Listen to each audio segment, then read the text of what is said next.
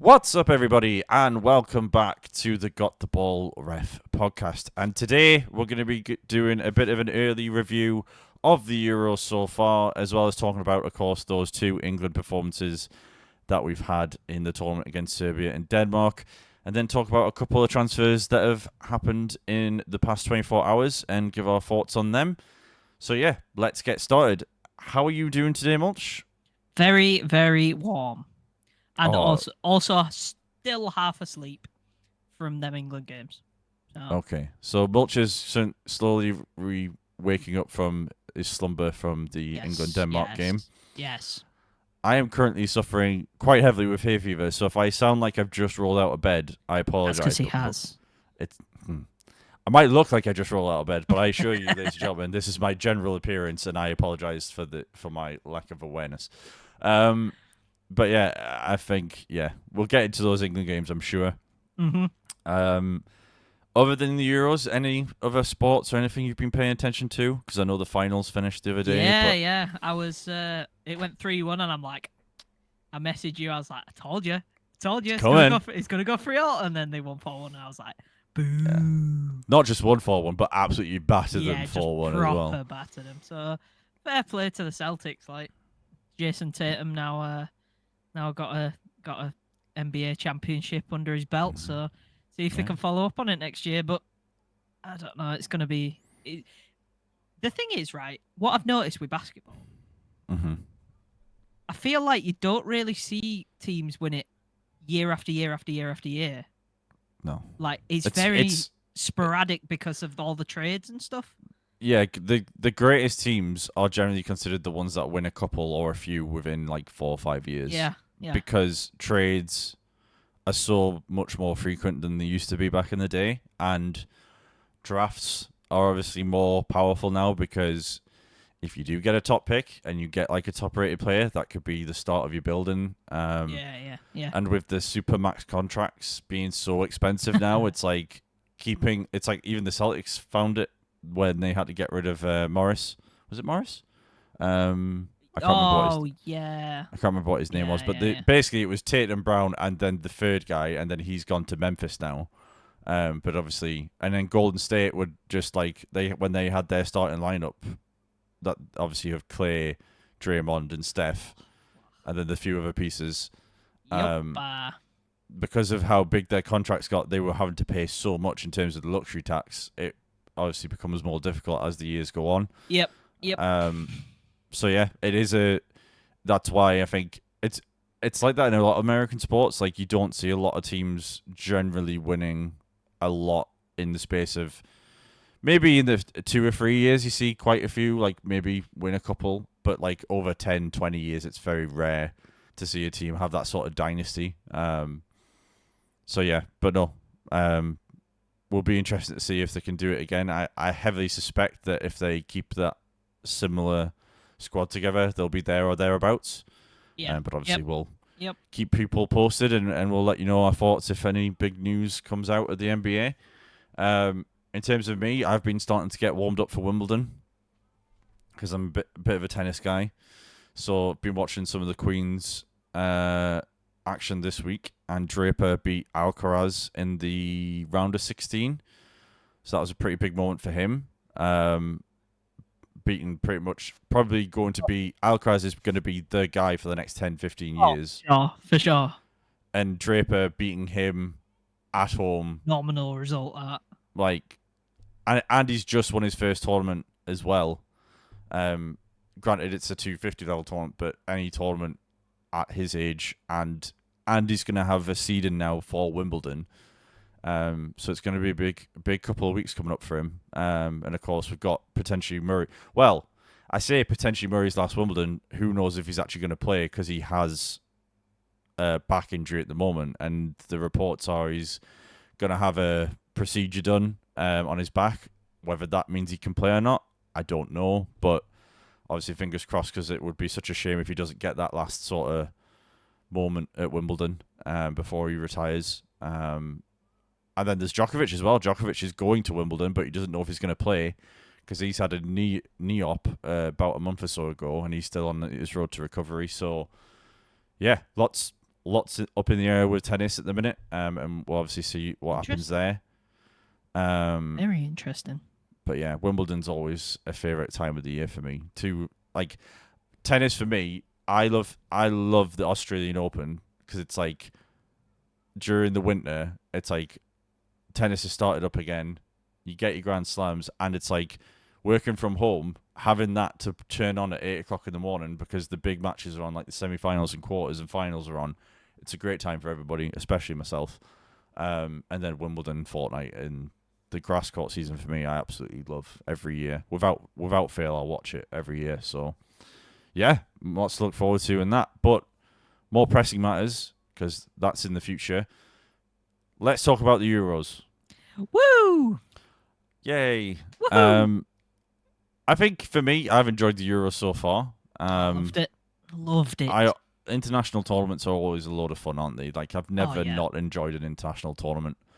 I have a lot to say about the qualifiers and like the League Nations, Nations League or whatever you want to call it. Yeah, it's a bit. I'm always, and the friendlies we get in the middle of the season, and I'm always a bit like, why do we need this? But hey ho. But we'll talk about the Euros as a whole in a short while. But let's get into England and the first couple of games. So we played Serbia and Denmark. Much is getting out of the way early. 1-0 against Serbia. Obviously very shaky at the end, but we did come out with 3 points, and then we drew with Denmark, 1-1. What are your thoughts so far on the start to England's campaign? Beep. I'll censor myself. Absolutely dreadful. I say this, but we are top of the group with 4 points, and we are probably going to top the group, depending on, obviously, how we play in his last game. But we probably will top the group, which is all that we really need. So, performance-wise, absolutely horrific to the point of I just don't see how we can be that bad with such a good squad. It actually hurts to watch it, like when I'm sat there and I'm sat there going, I bet I could manage this team better. That's my genuine thoughts sometimes. It's I don't even know where to start, because we've got Palmer, who hasn't even stepped on the pitch, who was possibly the best player in the league last year, this year. You've got midfielders on the bench such as Wharton, Mainu, even Conor Gallagher, who I'm a bit 50-50 with him anyway, but Mainu and Wharton anyway, who are on the bench when Trent's playing midfield. And I understand Trent has this unbelievable pass, which I think anybody can admit. He's possibly one of the best passers of the ball we've got. However, that first game against Serbia, he must have lost the ball about 3 times in our own third, to the point of where if we were playing a France or a Germany or anyone better, we would have lost that game comfortably because of him just from him losing the ball. I don't think he's a midfielder. I think he's a wing back in a back 5/3 centre backs, 2 wing backs. I think that's his position. I don't think he's a midfielder. And if he is a midfielder, he really needs to step up now, because I just don't see it. And I think he's an issue for us. We need to play a genuine midfielder. I'd probably play Mainu next game, next to Declan Rice. And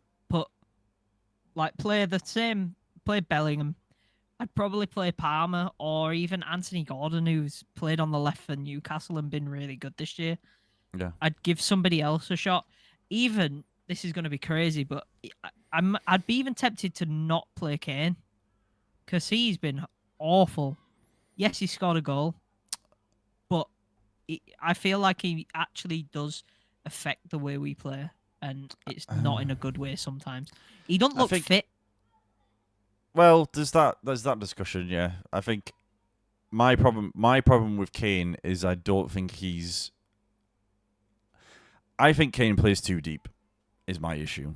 I think Kane needs to start be more concerned about being pressed up against the centre. He doesn't need to outrun the centre backs. He just needs to give the centre backs something to think about, because him coming deep doesn't help us.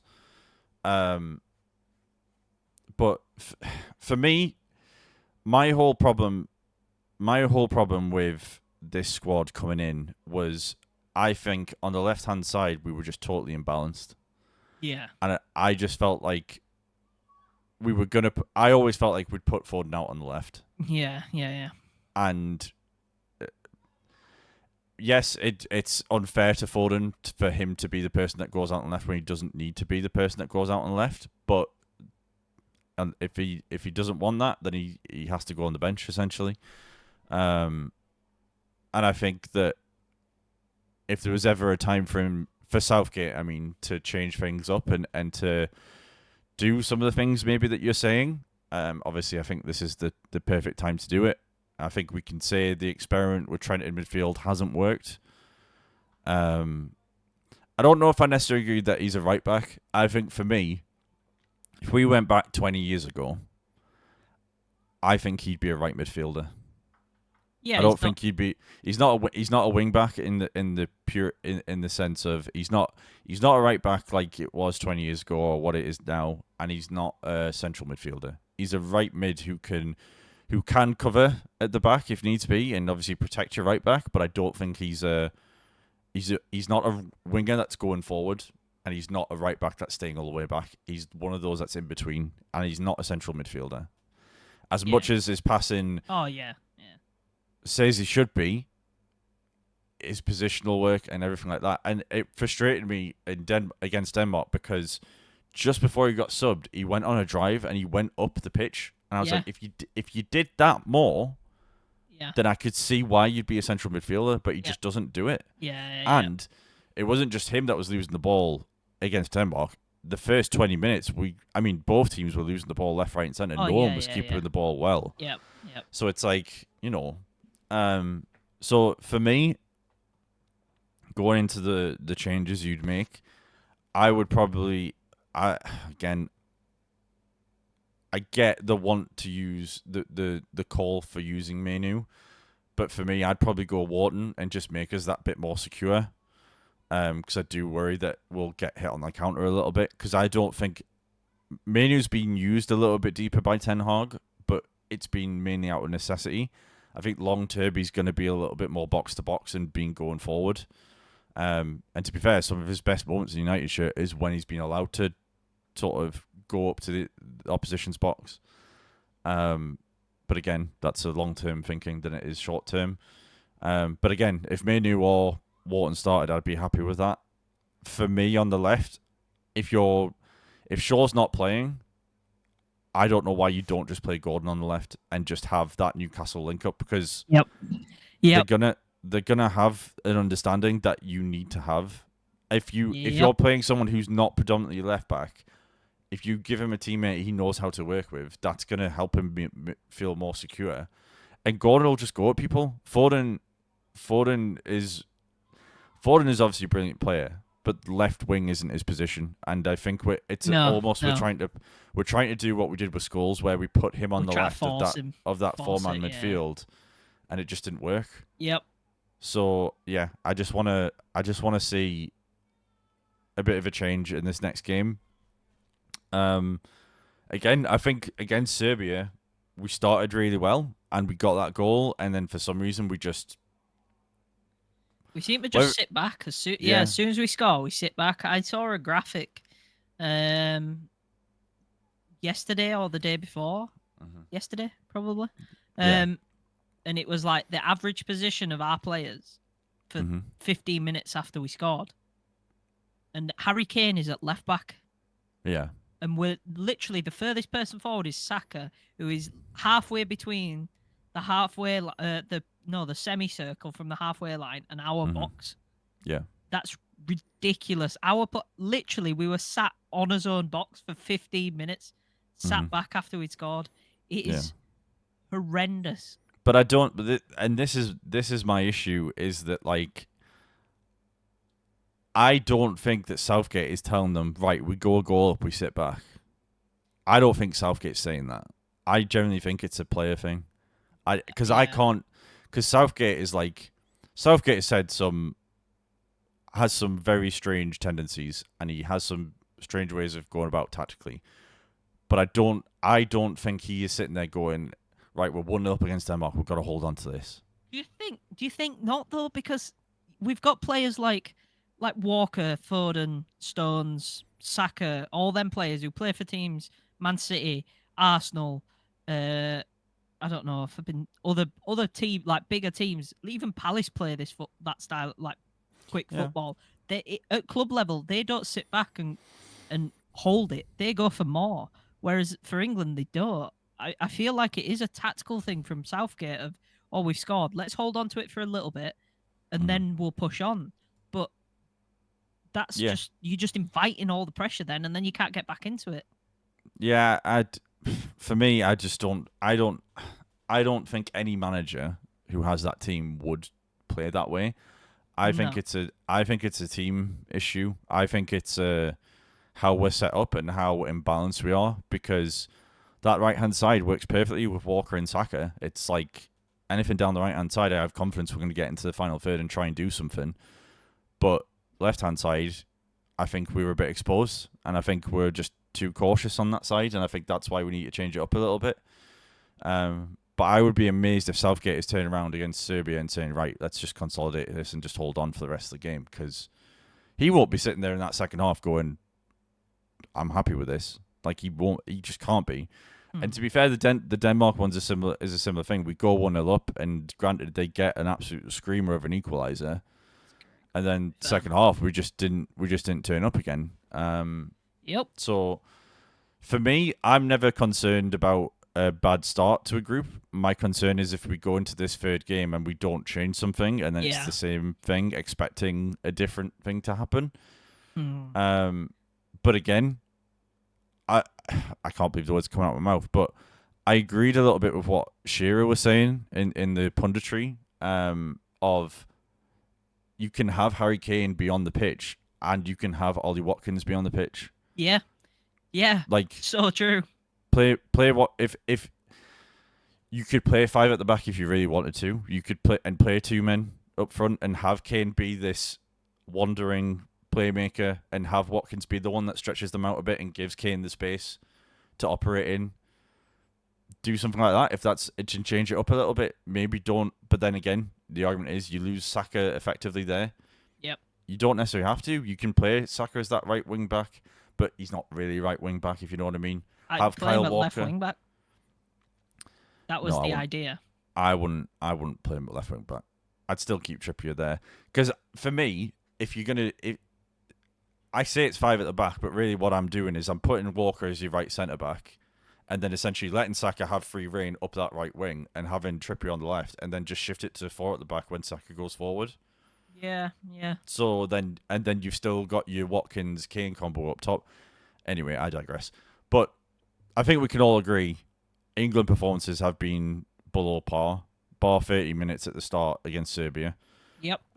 Yep. Which is probably more my frustration, because it's in there. It's just getting them to do it more than 30 minutes at the start of a game and just killing the game off. Yeah, we've got the I think the main issue is, right, if we'd have won against Denmark 1-0, right, so it'd be 1-0, 1-0, we'd be through, and I don't think people would be happy because it's against teams that realistically we should be like comfortably winning games. You know, we should really, like, no offense to Serbia, because I think Serbia have a half decent squad. Like, their team is not that bad.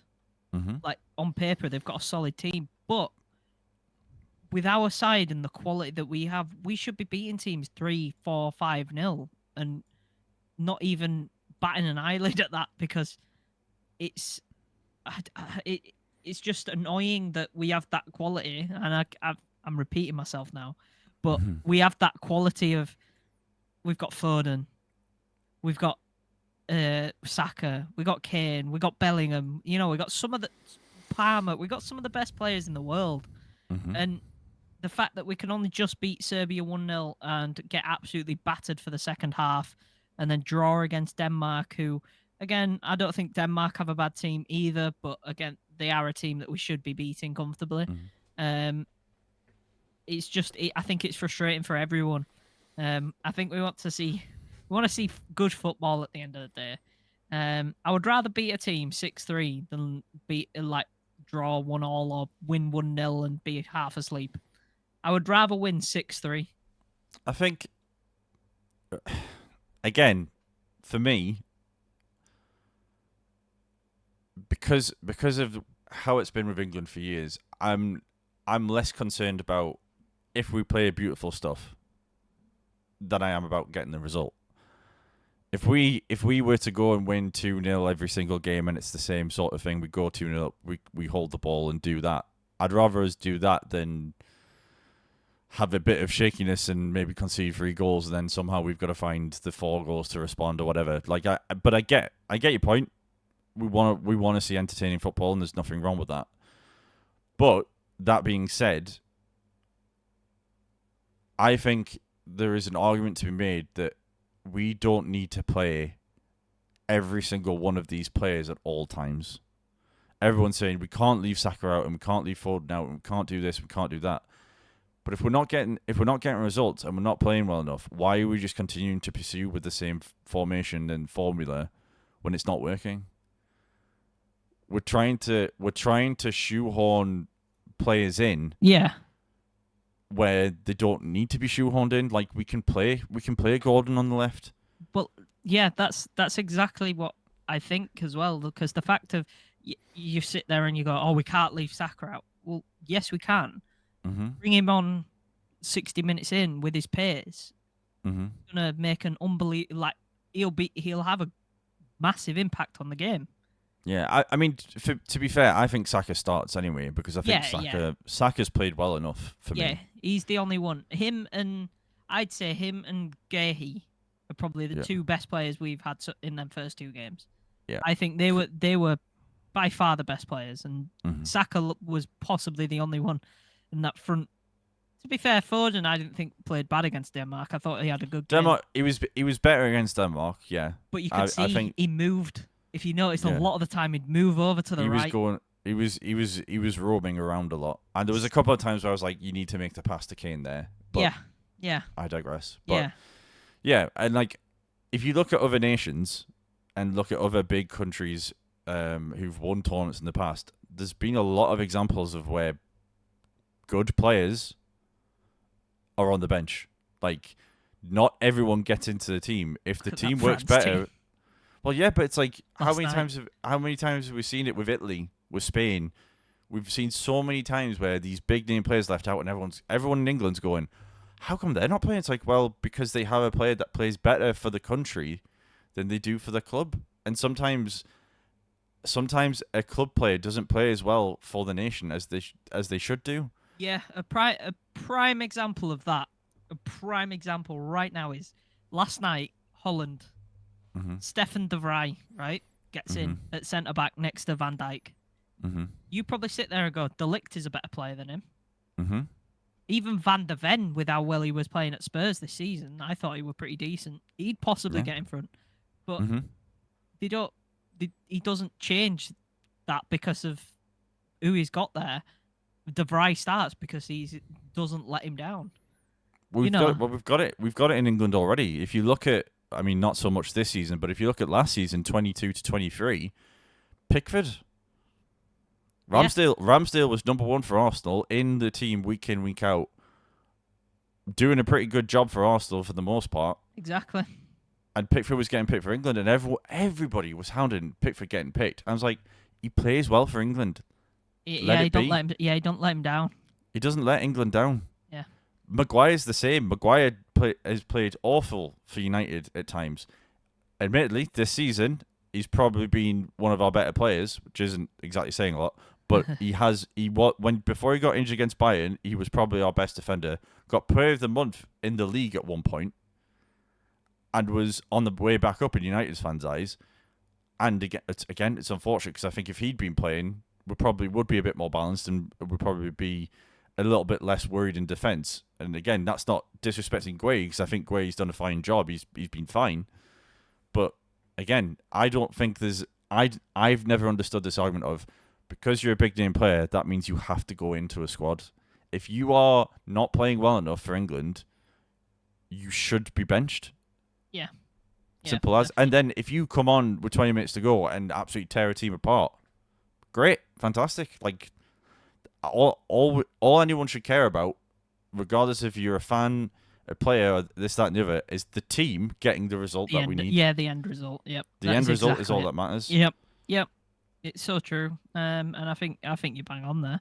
I think Maguire should have gone, to be honest, but I think we've already had that conversation. But Yeah, he wasn't fit though, so I yeah. think he's probably made the right decision and they've made the right call. Again, for me, why we've taken Luke Shaw, who's not trained apparently the past couple of days. Oh yeah, I know. That is Like, mental. And the fact that we didn't take a left back other than him but it's like is bonkers. I'm not the biggest fan of Chilwell. Like Take I don't. not even Chilwell. Take Tyreek Mitchell. Well, yeah, Tyreek Mitchell. Sorry, yeah. Like, but like, just take a left back. It doesn't matter who it is. Like, as long as he's playing for his club on a frequent basis, he's English and he does a decent job in the Premier League. He'd be better than maybe having no one if Trippier gets injured. If Trippier gets injured, we We're literally have no one. we're screwed. We Yeah, are actually screwed. I don't genuinely. What do we do if he gets injured? he probably puts Walker there. Ugh. He probably puts Walker there, and then Trent will go right back. Ugh. That's awful. But the thing is, I wouldn't if he'd put Walker left back, I wouldn't have been bothered because I'd have been like, at least he plays in that position. Like at least he plays on a side of the defense, and it's not just he's put Trippier there. And I don't think I've seen Trippier play left back for years. Yeah. But I digress anyway. We'll see what happens on Tuesday because, of course, we've got 4 points, but we need to finish the job on Tuesday. Yeah, we only need a point to qualify, don't we? I know, but again, if the need other to team finish turns top. up and just if we again, this is the time for him to change something. And if it doesn't work, he'd be like, right, we'll go back to what we're. I've tried something different. And it didn't work, so. Correct. But we'll see. Yeah, so that's Tuesday 8 o'clock. So I'm sure we'll have a review of that when we next record a podcast. And yeah, fingers crossed we can get through, and then we get into the knockouts, and we'll see how we do there. Maybe we can Portugal it from 2016 and penalties all the way, and somehow win it in extra time against France in the final. But we'll We see. can't take penalties. Are you joking? We've won penalty shootouts though. We're still awful at it. We're not as bad as we used to be. At least we've actually won some To penalty be shootouts. fair, do you know what I think Southgate's done?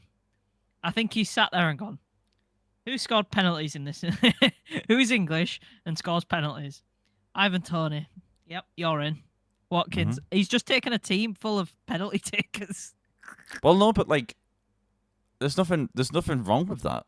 Yeah. In my opinion, I think I'm not mad at it, but I just don't want it to be a case of if we've got 10 minutes left, if we've got 2 minutes left in an extra time, and then we put the penalty takers on. yeah, it's stupid. That. Give them 10 minutes at least, like, to at least have some adrenaline pumping in the system, and it's not going in cold because We all know how that ends up. it'll just go horribly. But anyway, Yep. I digress. Right. So in terms of the Euros overall, It's good. what are your thoughts on it so far? Are you enjoying the tournament? Yeah, I love international tournaments. I love just having football on from 2 o'clock through to all the way through to 10 o'clock. It's great.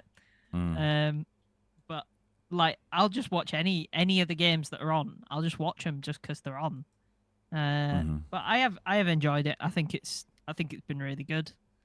Some really screamers already. Absolute screamers left, right, and centre. A lot of own goals though. Have you noticed? There's been 6 own goals already. Yeah, kinda- there's been a few. Yeah, crazy. I've seen. So, And a lot of them are like saves off the keeper and the defender just charging in and just like, oh, what have I done? Like, it's a full-on like FIFA own goal. Like Yeah, it yeah. literally is the stereotypical FIFA own goals. But no, Yeah. I've really enjoyed having it on and being able to just stick it on in the background when I'm working and stuff as well, and at work as well. I mean, where I work as well, they've been putting it on the telly in the office as well. So Yeah. It's been really good. So, but I love international tournaments anyway. It's Yeah. something to look forward to, and it's like a month full of football, so I can just sort of come to Mhm. my own little here. I watch it on this telly right here, and I just sit and watch it all day on a weekend. Yeah. But S- no, what about you? Yeah, I've been enjoying it. Again, I love an international tournament. People always ask me like, so you're watching the England friendlies or the qualifiers, and I'm like, no, because I know what the 9 times out of 10 the result's going to be the same, and we'll top the group, we'll get through, and then we're in the tournament, and then that's when the real matches that matter start. So yeah, but I like you, I've been watching what I can when I can, and keeping up to date with everything. There's been some cracking games already, and I'm hoping once we get to the knockouts, that'll only go up, and we'll Yeah. get more screamers, more Yep. more tight games, and I mean, yeah, I think it's. I'm just looking at the predictions now, and Oh yeah. there's some interesting choices being made here, Mulch. I have to say, Why? based What? on the past 20 minutes discussion as well, when you said England are going to win it, We're still, and you've said it's and still you've said gonna. and you've said Portugal to flop, and they've won the first 2 games already. Turkey can still be a surprise though. They're still second in the group, so you've still got that going. They weren't. That's the crazy thing though with Turkey. Like their first Mm. game, they were really good, Mm-hmm. and then against Portugal, they were all right. They weren't bad. It's Mm. just like it just went from bad like to worse when they scored the own goal. Yeah. Um. So So, but yeah, I still think they're all right. But I kind of wish I'd have picked like Romania or something now. yeah, I know. I mean, I have said Romania will get through and Ukraine in that group, and currently that's the top two in Yeah, that group. yeah. So But if Belgium win tonight, they're all on 3 points, aren't they? yeah, that what a final day that's gonna be. That'll be That'd be fantastic. brilliant. But then if Romania win, what Romania a are a call big I've yeah, made. You know, just saying, just putting it out there. But shocking. yeah, I think the Euros. I think for me, I love international tournaments, but for me, I prefer the Euros because I think there's so much more quality matches from the beginning. I think the World Cup, it takes a while to get going, unless it's like a big shock early on and then it sort of Yeah, jolts everything alive. But like if you think of like Saudi Arabia beating Argentina in the yeah, in the yeah, yeah. World Cup or things like that. But yeah, I always love the Euros, and again, this one's so far has lived up to it. Of course, I think whether it goes down as a classic will be made up with the knockout games, Yeah, yeah. and the way things are shaping up to be. I think it's gonna be a fun tournament between now and the next few weeks when it finishes up. Um, so yeah, we'll see. Obviously, like we did our predictions last week. Obviously, go tune into that if you want to see Mulch's god awful takes, and see Still how could be that all good. still could be. But I'm Eh, struggling to see how it's gonna. eh, Hurricane top goal scorer. He scored the whole goal. I don't know what you're about. He scored a goal yesterday. Well, he scored one more goal than my guy, and I got Wait, who Mbappe, did? so Oh, you said about, and then he broke yeah, his nose. he's broke his nose. So yeah, Oh, I um, like it. unlucky. So yeah, let's get into a couple of transfers because again, not a lot of transfer activity happening in the minute, but not really a surprise when there is the international tournament going on. I suppose the biggest one so far in the transfer window is Elise leaving Palace to go to Bayern. Yep. Um, yeah, kind of a bit left field that Bayern came into this picture really because again they've got a lot of wingers, they've got a lot of options there. Again, it Must might be. be part of Yeah. the shake-up that they're sort of organising after the sort of season they've had. What are your thoughts on Elise going to Bayern? I just feel like Bayern must be selling somebody, or somebody must be on the way out Mm-hmm. for him to be going there, because I don't think he won't go there to be one of the, like, bench player that just plays bits here and there. He'll want to go there and be the starting right winger. Like, Mm-hmm. there's no way he won't. As you said, Mm. I think it was a bit left field that they just went, yeah, you lot are arguing over him. We'll just come in and put 50 mil down. Here you go. Yeah, I think earlier on it was like I think Chelsea when one. the season ended, it was United that were in for him, and we Yeah, were yeah. like sort of in talks with his people, and then it sort of stalled a little bit because obviously we didn't know what was happening with Ten Hag and this, that, and the other. And then Chelsea did the usual of, oh, a rival team wants a player, we're going to try and buy them.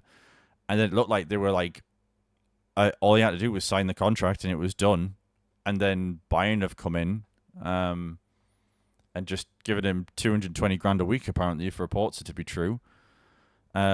Which, as a United fan, if that's what they're giving him, I'm like, well, fair enough. Like, if that's what they're giving him, let him go. Because I think we have to be a bit more constrained with the offers we're giving players. I don't think we can afford to give Elise 200 grand a week anymore. I think we have to be like, here's 120, 130.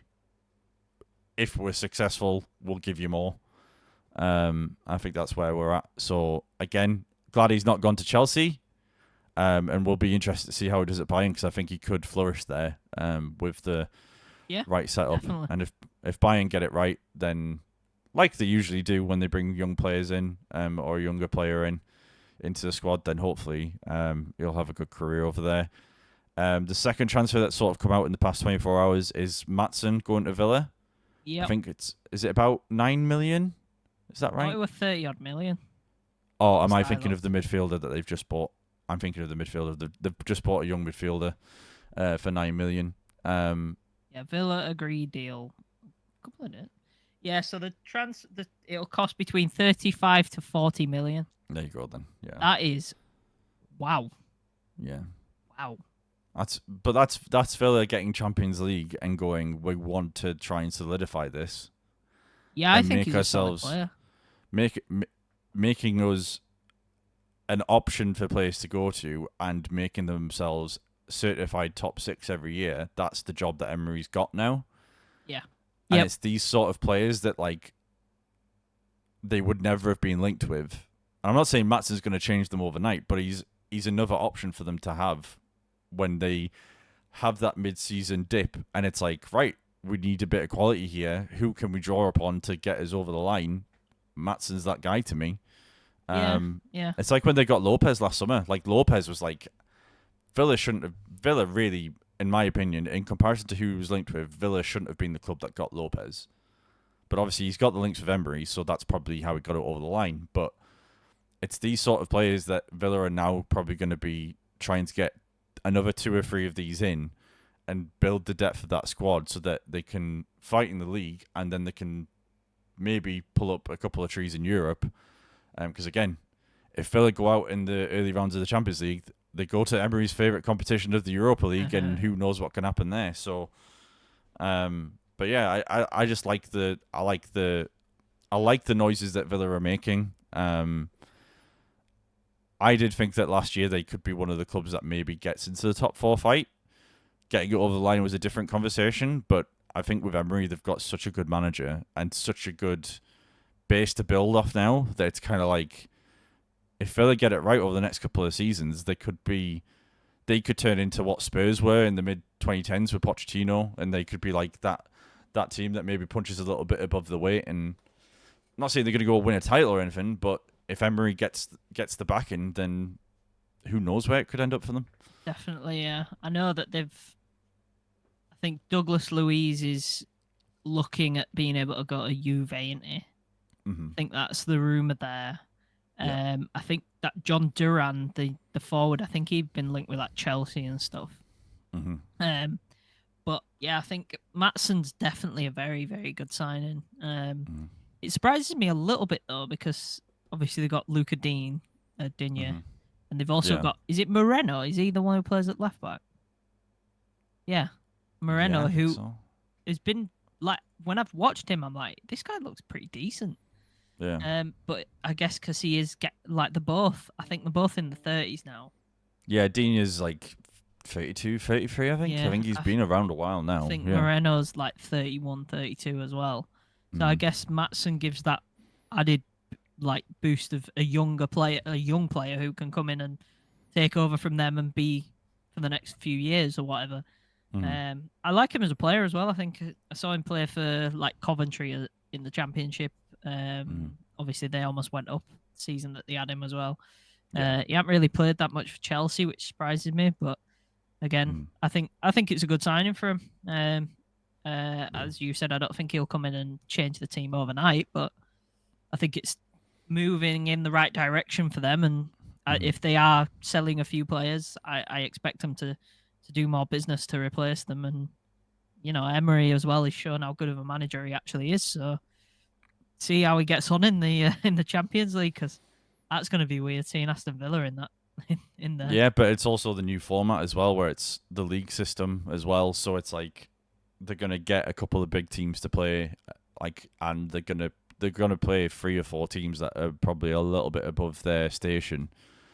And if there's a manager that can go away to Europe in the middle of the week and pull out a result that they're not expected to get, I think there's few I would pick other than, and Emery would probably be in that top 2 or 3 in that list if somehow finds a way to get through in Europe. So yeah, and them having Champions League is such a big thing. Like, Oh, yeah. it'll just attract a lot more players, and Oh, for sure. Emery knows how to pick out the right characters and get the right people in. He's not just gonna go get a big name just for the sake of getting a big name. He's gonna get someone that's for the benefit of the squad, whether it's now or in the long term. So yeah, it'll be interesting to see how that develops. And of course, I expect there'll be a lot more transfer news coming through in the next few weeks as we get to the end of the Euros and then we get into pre-season proper with the big clubs. So Woo. yeah, we'll keep it posted on that and see what happens. So other than that sort of therapy session over England's performances, Mulch, is there anything else you wanna get into, or have we covered all bases there, do you think? I think that's this week covered, to be fair, because basically everything's on break, aren't they, at the moment? We've got no NFL, no NBA. There's only Euros. I think everything at the moment is kind of settled a little bit and just quiet. But then you never know; it'll suddenly go poof. So, but yeah, I think that's it for this week, and then obviously next week when we do record, because obviously I'm actually You're away. I'm seeing you in person. We're meeting in the flesh. In the flesh. I'll bring my camera. I've got an SD card for it now, and we'll make a podcast on the golf course. Oh Jesus! What's that on the 18th green crying because we've hit 120?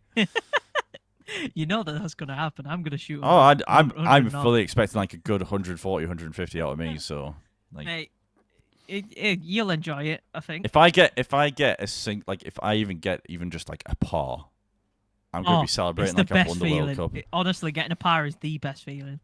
You know when Ricky Fowler won the that championship, and he was just like putted it, and he was like satisfied. He didn't even like have a massive. That'll be me putting for par. Just satisfied. But yeah, just like we'll see what happens. We'll probably have a 5-minute segment to discuss how horribly it went in the next podcast. So yeah, that should be good fun. But as always, folks, if you've enjoyed the podcast, don't forget to like, share, and subscribe. Leave a review on Spotify, 5-star preferably. And yeah, it better be, because we'll send Mulch round and he'll have a word. And we'll catch you on the next one. Thanks so much for watching, and we'll see you soon. Bye.